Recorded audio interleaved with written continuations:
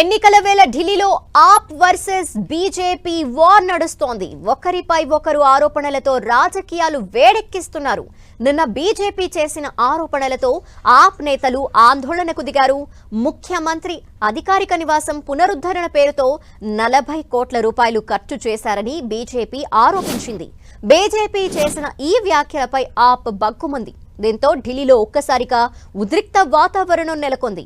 Delhi CM Atishi ఇంటి దగ్గర high tension వాతావరణం నెలకొంది. ఆప్ నేతలని పోలీసులు అడ్డుకున్నారు.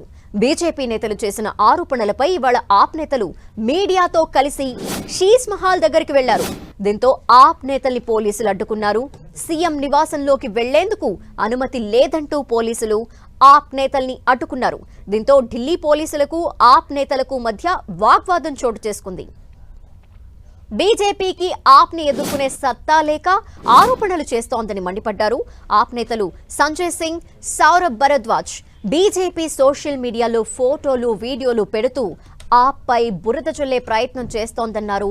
ఆప్ మంత్రి భరద్వాజ్ ఆప్ నేతలు వస్తుంటే బీజేపీ నేతల గుండెల్లో రైళ్లు పరిగెడుతున్నాయని ఆరోపించారు. బారికేడ్లు ఏర్పాటు చేసి లోపలికి వెళ్లకుండా అడ్డుకుంటున్నారని ఆప్ నేతలు ఆరోపించారు.